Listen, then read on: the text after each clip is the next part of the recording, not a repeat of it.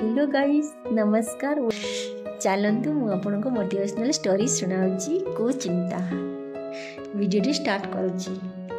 जीवन में किसी पाइबापी किसी हरैया पड़ी था। आमर जीवन में जिते सारा कष्ट आसिले से बाहरी आमर लक्ष्य पाखक जीवाई आम बहुत चेष्टा किंतु बेले बेले लक्ष्य स्थान पहुँचापी बहुत कष्ट होता है। जीवन में सबकि अलट पालट हो जाए। मनीष मात्र तो सबकि भूल होता है किंतु जाणीशुणी बारंबार भूल करवा मनुष्य दुनिया रे सबुठु विशिष्ट पापी होता है जहां भगवान मध्य क्षमा करि पारंती नहीं। एमिति गोटे दिन आसी थाए कि ता पाखरे आउ कहबा पई केही मध्य नथिबे। ठीक सेही भली गोटे स्टोरी कहछि, चलतु शुणा कंटिन्यू करतु। सबुबले भगवान सब समय सबुठारे समस्त भक्तों कथा शुणती किंतु जेतेबेले मनुष्य निजर राग को बा ईर्षा को बा इगो को सामना को आनी थाए से समय रे तार कर्मर फल सब किसी अलट पालट हो केवटे मिले जाए। एमिति कि भगवान मध्य मनुष्य दूरे जाती। से विषय रे आपण मानक गोटे छोट स्टोरी टे कहूची, चलतु शुणा। जड़े अंध मनीष थरे रास्तार जाऊला। प्रथमे किछि बाट जीवा परे तार हाथरू अजाणत से धरी बाड़ी के मड़े हजिगला। तो सी कौन कर समय भगवान को बहुत विनती कर प्रार्थना कर कहला, हे भगवान मत दया करतु मत साहाय्य करतु मत मो बाड़ी मत दे दियंतु नले मु मरीजी मत साहाय्य करतु। एभली कहवा फल अंध मनीषर दुख शुणी भगवान संपूर्ण निजे गोटे मनुष्य रूप धारण करी अंध मनुष्य को तार हजि जाइथिबा से बाड़ीटी को दे दे जाइतिले।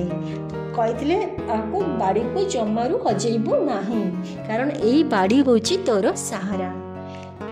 ठीक से भली एमिति किछि बाट गला परे से अंध लोकटी धरिथिबा बाड़ीटी को केउ आड़े पुणी हजेई देला, ता हाथरू चलीगला केउ आड़े पुणी हजेई देला किंतु बहुत कष्ट हैला जे ताको पुणी एकुटिया किपरि जीवा। द्वितीय थर मध्य ठीक से भलिया से बाड़ी को हजेई देथिबारु से मते बहुत कष्ट अनुभव करथिला, किछि भाबी पारु नथिला। पुणी से भगवान को मने मने प्रार्थना कर डाकी थाए, हे भगवान टिके मते सहाय्य कर, मते एई तरे मो बाड़ी टिके दे दियो, मो जमानो हजेबी नाही। मो बहुत विपद रे पड़ी जाइछि कारण से बाड़ीटी होजे मोर सहारा। ताहारी पाई कि आज मु चली पारुछि। जदि बाड़ी मो हाथरे नथिबो मो चलिगारे असुविधा ही देखा देबो। एई भली कथा सुनी भगवान को कान रे पूरी तरह से अंध लोकर कथाटी कान रे पड़िला। से पुणी गोटे मनुष्य रूप धारण करी भगवान को निजे आउ थे पुणी आसी ताको से बाड़ीटी तो हाथ रे धराई देले। कहले एई तू देख एई होछि तोर सहारा, तू ताहारी सहारा तू आगु को बढ़ी जा किंतु तू बारंबार ए भले हजेबू नाही। से कहला ना मो हजेबी नाही। पुणी कौन कहला निज जीवन को सही समय रे से निजे को बहुत बड़ा इंसान बोली भाविला। जितेबाला देखिले जे केते जड़े गोटे इंसान आसिक गोटे मनीष आसी ताको साहाय्य करुछि, बाड़ी से द्वितीय थर हजेई सारे पुणी थोड़ी ताको पुणी दे दे जाउछि। ठीक अच्छे ता मनरे गोटे इगो आसला। एमिति किछि बाट गला परे ता मनरे गोटे कुचिंता लगिला कि मु जाउछि एई थर मो निज बाटा देखि निजे हजेई देबी। देखिबि किए जड़े मत गोटे आनी बाड़ी दे दे जीव ना, निश्चित मो ठार दुनिया बड़ा केही भी नहीं कारण मुझे सबुठार शक्तिवान बलवान, मो ठार बलवान केही भी नहीं। कहीं मुझे भगवान को डाकुची भगवान मो कथा शुणी आनी मो बाड़ी मत दे दे जाउछन्ती। एई कथा चिंता करते निजे जानी शुणी तार बाड़ीटी को हजाई देला दूर को फोपाड़ी देला। जानी शुणी से फोपाड़ी देला देखिबी एई तरफ तो मते के जण तो मते बाड़ीटी दे दे जीव ना, फोपाड़ी देला निजर बाड़ीटी को दूर को फोपाड़ी देला।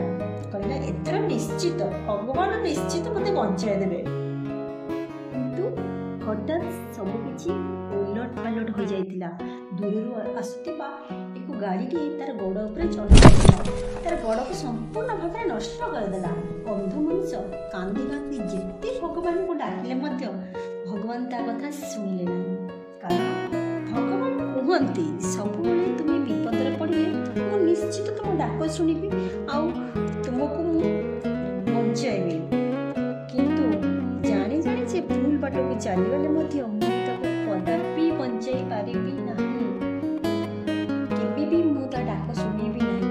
କାରଣ ମୁଁ ଦୁଃଖୀର ଡାକ ଶୁଣିଥାଏ ସତ, କିନ୍ତୁ ଦୁଃଖୀର ଗର୍ବ, ଅହଙ୍କାର, ଈର୍ଷା ମୋତେ ଜମାରୁ ପସନ୍ଦ ଲାଗେ ନାହିଁ। ମୁଁ ଜମାରୁ ସେଇ ଲୋକମାନଙ୍କୁ ଆଡ଼ ଆଖିରେ ଚାହେଁ ନାହିଁ। ସେଥିପାଇଁ କୁହାଯାଏ ଗର୍ବ ଗଞ୍ଜନ ନରହରି, ଗର୍ବ ନରକନ୍ତି କାହାରି।